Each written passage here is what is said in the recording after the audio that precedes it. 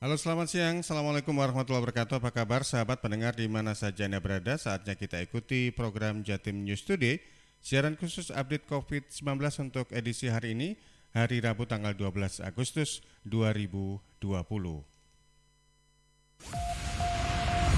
Rangkuman kabar update penanganan COVID-19 untuk regional Jawa Timur segera sahabat simak dalam update COVID-19.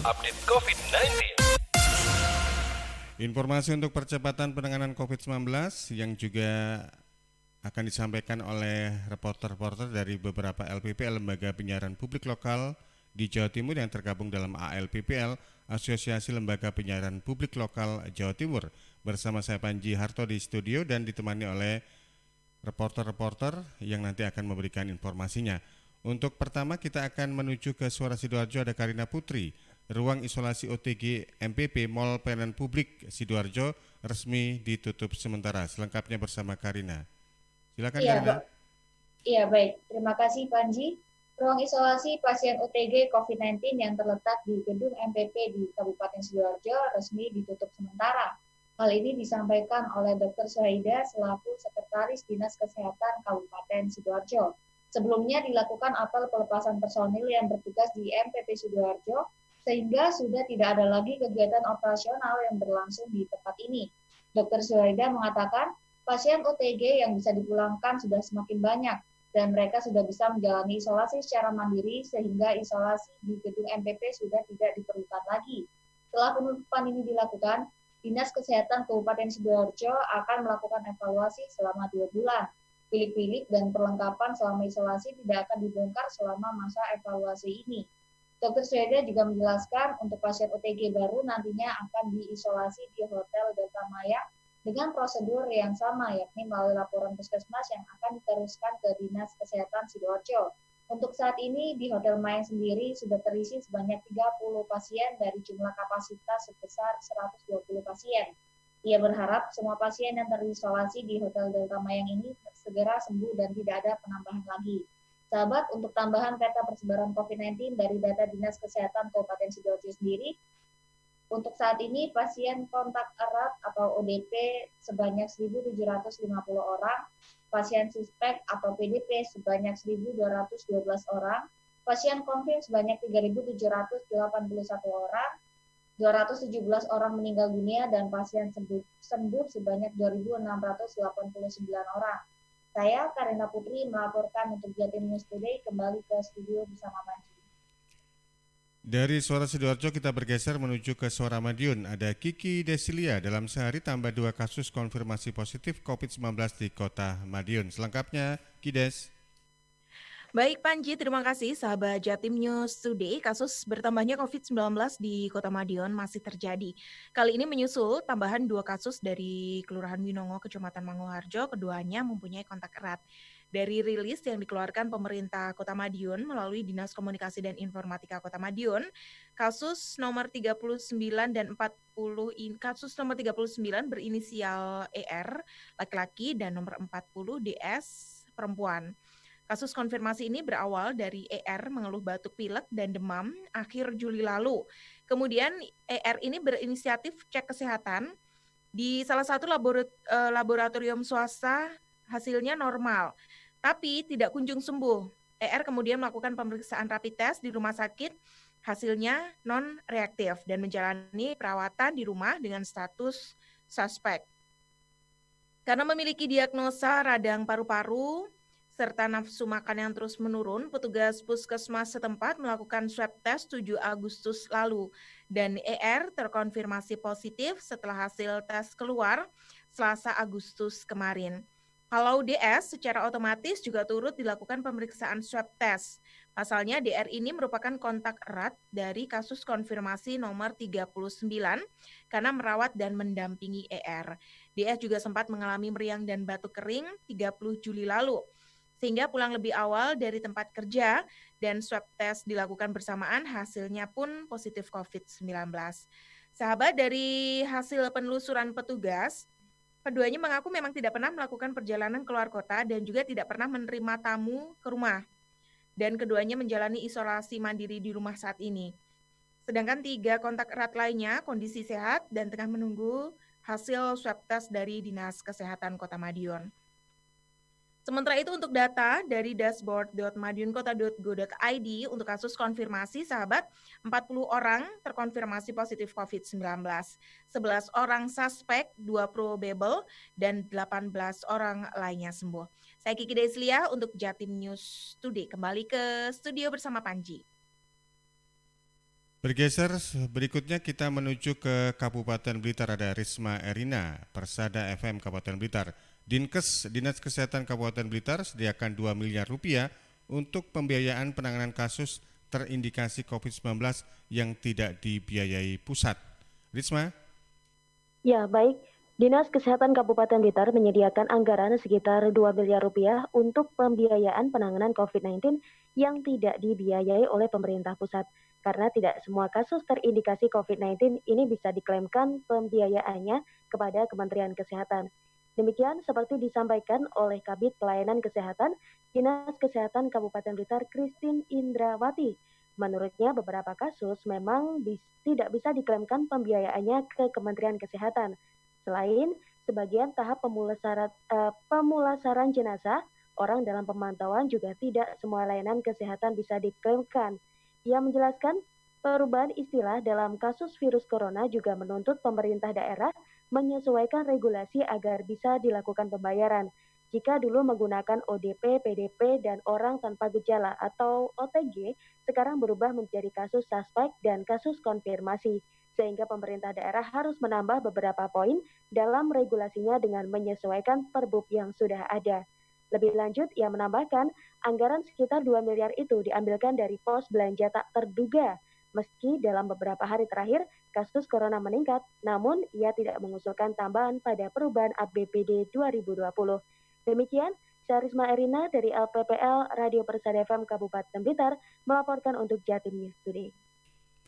Sahabat pendengar di mana saja Anda berada, masih bersama kami di program Jatim News Today, siaran khusus update COVID-19 yang hadir setiap Senin sampai Sabtu mulai jam 11:05 waktu Indonesia Barat, yang tentunya juga Anda bisa simak di LPPL Persada FM Kabupaten Blitar, LPPL Mardika FM Kota Blitar, LPPL Ersal FM Nganjuk, LPPL Suara Madiun, LPPL Malowapati Bojonegoro, LPPL Pradaya Suara Tuban, LPPL Suara Sidoarjo, LPPL Suara Gresik, dan LPPL Ralita FM Pamekasan. Berikutnya kita bergeser menuju ke LPPL Mardika FM Kota Blitar. Ada Ica Puspita, kasus konfirmasi COVID-19 di Kota Blitar kembali bertambah 3 orang.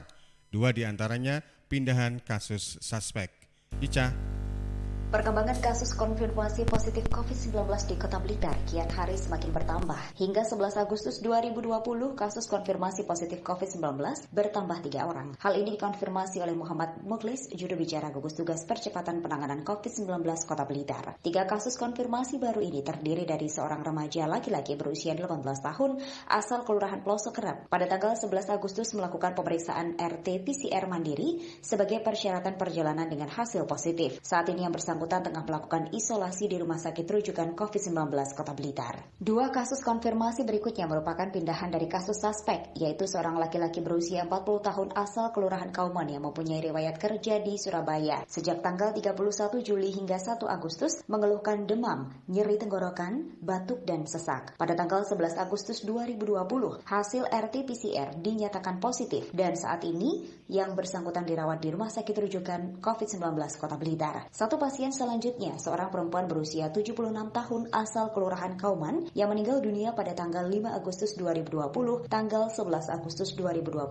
hasil RT-PCR dinyatakan positif. Dengan bertambahnya 3 kasus konfirmasi ini, hingga sekarang jumlah kumulatif kasus konfirmasi COVID-19 di Kota Blitar mencapai 61 orang dengan rincian sebanyak 10 orang berada di Rumah Sakit Rujukan COVID-19 Kota Blitar, 3 orang melakukan isolasi mandiri, 2 orang dirawat di Rumah Sakit Darurat, 6 orang meninggal dunia, dan sebanyak 40 orang telah dinyatakan sembuh. Ica Puspita, Mahardika. Berikutnya, kita masih bersama LPPL Mardika FM Kota Blitar. Ada Kirana Nisa, batal memanfaatkan Pustu, Pemkot Blitar pusatkan rumah isolasi COVID-19 di Asrama Poltekkes dan RSUD Mardi Waluyo. Silakan Mita. Mengantisipasi lonjakan kasus konfirmasi COVID-19, pemerintah Kota Blitar tengah mempersiapkan rumah isolasi yang difokuskan di bekas asrama mahasiswa Poltekkes dan di RSUD Mardi Waluyo. Hakim Sisworo, Sekretaris Gugus Tugas Percepatan Penanganan COVID-19 Kota Blitar, dikonfirmasi 11 Agustus 2020 mengatakan, rumah isolasi semula disiapkan di Puskesmas Pembantu di 3 kecamatan Kota Blitar. Namun rencana itu batal dan dialihkan ke bekas asrama mahasiswa Poltekkes dan RSUD Mardi Waluyo. Pemerintah Kota Blitar menyiapkan 27 tempat tidur untuk pasien COVID-19 di bekas asrama mahasiswa Poltekkes Kota Blitar, sedangkan di RSUD Mardi Waluyo disiapkan 13 tempat tidur. Saat ini sarana dan prasarana di Poltekkes sudah siap, namun pemanfaatannya masih menunggu SOP dari Dinas Kesehatan Kota Blitar. Hakim menyebut rumah isolasi ini diperuntukkan bagi pasien COVID-19 tanpa gejala yang menjalani isolasi mandiri di rumah. Mengingat berdasarkan evaluasi, pasien positif COVID-19 justru menularkan ke anggota keluarga saat isolasi mandiri di rumah. Hakim menambahkan rumah isolasi COVID-19 di Poltekkes nantinya dikelola relawan, sedangkan tenaga kesehatan yang merawat pasien COVID-19 tetap dari Dinas Kesehatan. Jadi kalau SOP-nya Dinkes siap, ya nanti kita siapkan. Kalau secara ruangan nanti masih bisa dipakai, tapi kita siapkan lah sambil nunggu waktu ini. Yang jaga tim gugus nanti dari Polres sama Kodim ada untuk pengamanan, tapi nakesnya tetap dari Dinkes sama Puskesmas. Kirana Nisa, Mahardika. Sekarang beralih ke LPPL Pradia Suara Tuban. Ada reporter Khalilul Aris. Pemkab Tuban berikan modal stimulus untuk pelaku UKM terdampak COVID-19. Silakan Aris.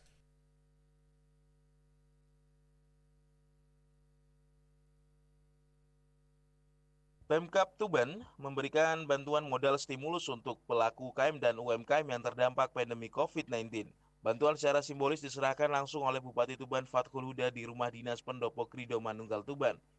Bupati Huda dalam sambutannya mengatakan penyerahan modal untuk usaha mikro tersebut diharapkan bisa bermanfaat dan menstimulus pergerakan ekonomi saat ini, di mana sektor UKM dan UMKM memegang peranan penting pada sektor pertumbuhan ekonomi.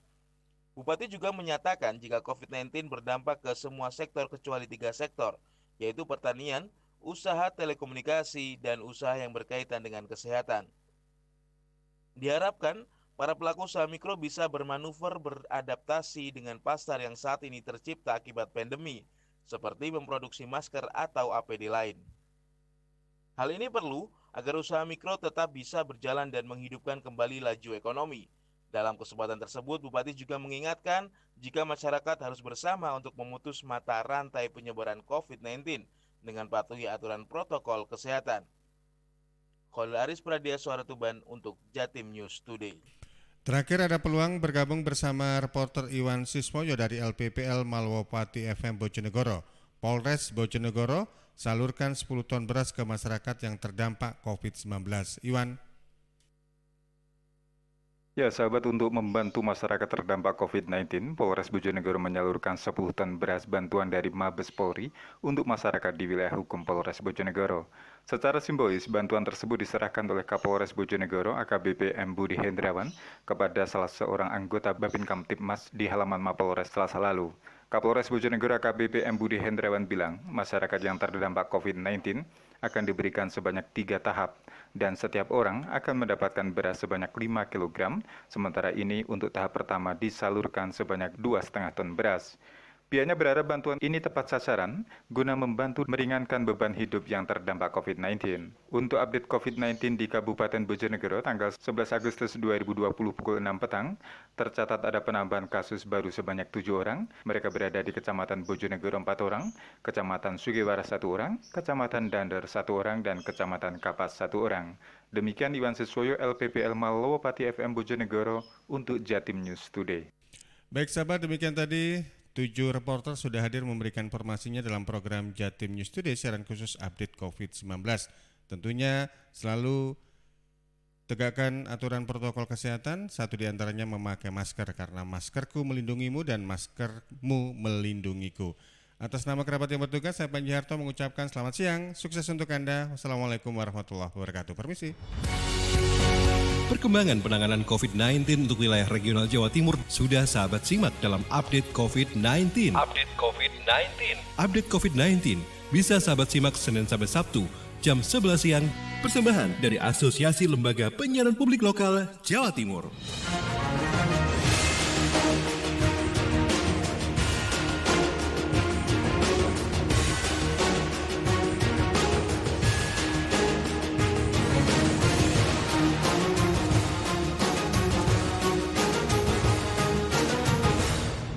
Suara Sidoarjo.